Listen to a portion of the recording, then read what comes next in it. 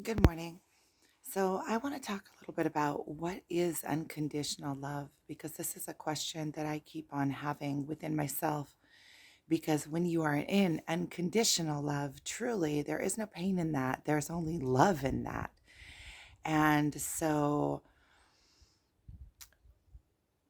when I say I love my counterpart or I love another, um, then that should be a pure expression of love with no strings attached. And not only a pure expression of love with no strings attached, not pushing. When you love, you don't have to have um, reconciliation. Is that like you don't have to have when you truly love, you love to love. Love is for itself, and true love is being super, super, super. Um, like if I love someone,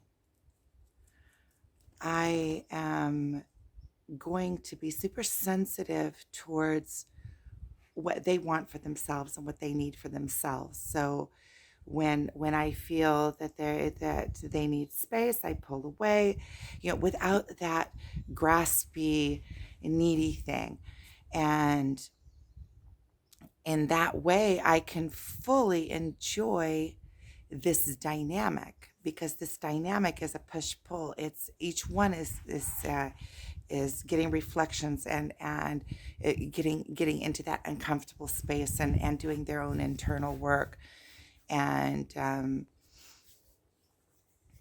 and so I can truly enjoy the dynamic of it and see it for what it is, how unique it is and how special it is and how blessed we are with it. Um, without getting with because we have to release the ego. The ego is the one that with the little hands trying to grab, right? The ego is the one saying, "Oh, I like that shiny. Let me grab that." Um, and the higher self is the one of pure love, right? So you from above are shining through your avatar pure love. Your ego is interpreting it into give me more, give me more, give me more, give me more, and not just allowing that love to be. So that is why we have to, and I mean, that is the path. The path is rising above all of those tricks. And the soul is in the perpetual now. The soul is just existence.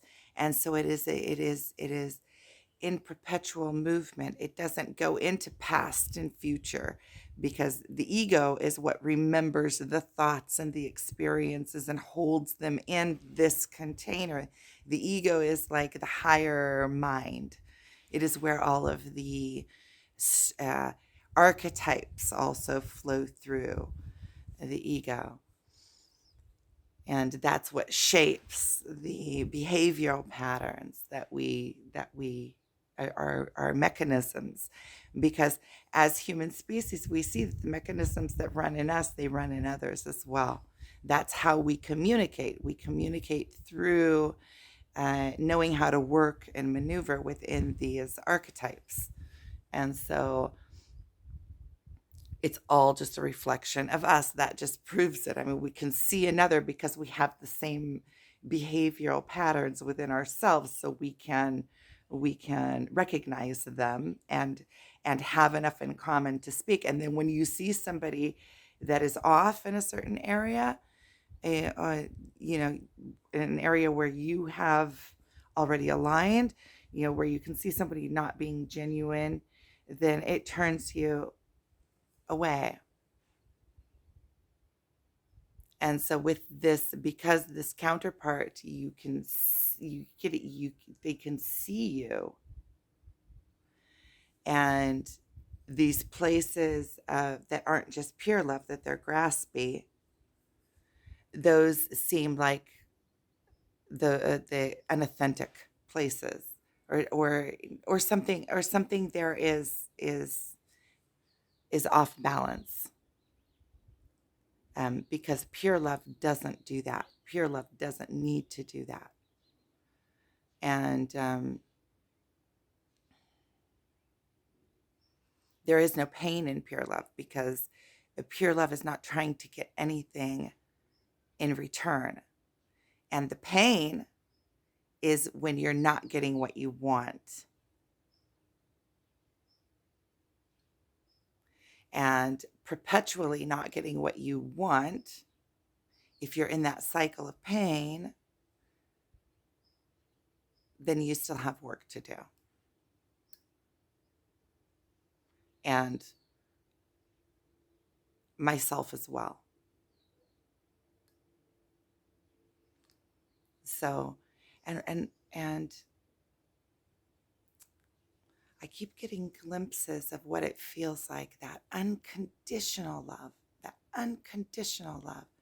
where it's just you let the love shine with no, it's just divine. It's a pillar of love. It's like a pillar of light. And that love is divine and pure and doesn't need anything in return, and it's not trying to push itself onto you. There's no proof that is needed. When you truly love and you love to love, you get the enjoyment of feeling that love. And then it becomes about that.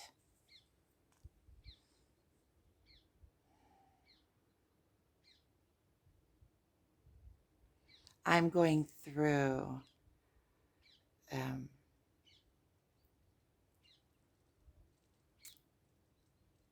this process of needing to understand this.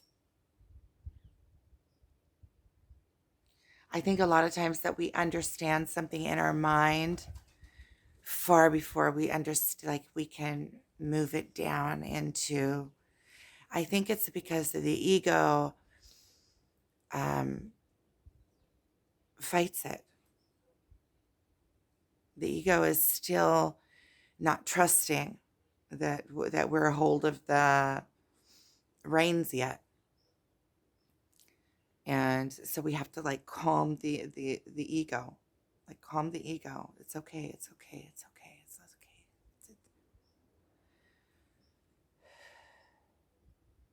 And then we work with our ego. Our ego becomes like our servant, but it's a servant of love, a servant of knowing that it is protected, that I have its higher good in place, and building that bond and alignment between my true self and my ego self, to where my thoughts, actions, and emotions are all aligned together in one. And so there's some shifting there, and that's where also the pain lies, because it's in that space in between, in that pull.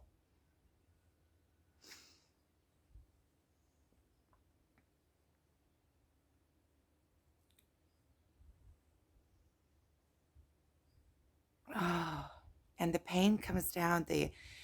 When you have a pain that you suppress, right, it has to find an expression, and pain that is suppressed is what turns into things like cancer. And because there has to be an expression of it, and if it's not getting recognition, it manifests into the physical form. That's why all physical pain, there's a certain amount of pain because you do have a physical body, but the chronic physical pain, or things that keep reoccurring, are expressions of emotional pain. And so in a pure mind, soul, body aligned with the divine, there is supreme health. There is light, there is life, there is vibrance, there is vitality, there is love, there is understanding, there is compassion, there's empathy, there's strength, there's um, character, there's true expression of God, there's pure love, there's worthiness, and knowing that you are worthy and knowing that you are divine, there's faith. There's faith in the divine. There's faith in the path. There's faith in myself. There's understanding that I belong and that I've always have and always will, and I am part of all of this divine creation, and that God flows through me in the most amazing ways. And when I allow God to flow through me, then I am in my purpose because I am shining God through me and seeing what reactions I get from the world. And that is getting like the um, result of the input. So if you're like prompting the universe, we're the prompt, right? How does the universe react to this concoction of a human being? And then God flows through you. You're like a filter of God or a certain aspect of God with very specific characteristics and and the higher intelligence that flows through us when we allow ourselves just to be is divine. It's of divine nature. It's like master code. It's like we are one of a kind. Why cover it up with all this distortion masks? With masks that distort who we truly are, have come to be. And then when you're fully owning your everything at every single level, you're owning your thoughts because you can back them up, and you are flexible enough to to see what the world has to teach you as well. Then you become into that perfect synchronicity with the world around you, because we're always interacting with everything. Even the air here, by me doing this, I'm moving the air. There, whatever is it, all the little particles. This existence is so such a there are no words. There are no words to describe it. It's like it's so magnificent, so so we're so graced. There's like the perfection of it all, the divinity of it all. It's just absolutely amazing. I'm going to show you what I'm looking at. Look, the sun is coming up over there. I'm sitting at this place that the kids from the settlement made. They come out here and sit at night. They're good kids. They're good kids. That's their neighborhood meeting. There's mountains over there. The little road. I don't know if you can see it. And all of these stones, and like dug out of the earth right there. And these stones were blasted here by a volcano. It's a basalt. It was blasted here by a volcano, up, way up. And I just feel so blessed even to be on this journey and to be alive during these times and witness to these times and even being awoken. This is a mass awakening now, and we are part of it. We are the frontier. We are the leaders into this new phase of existence, into this one up, into this coming back to home, and understanding that we are part of this,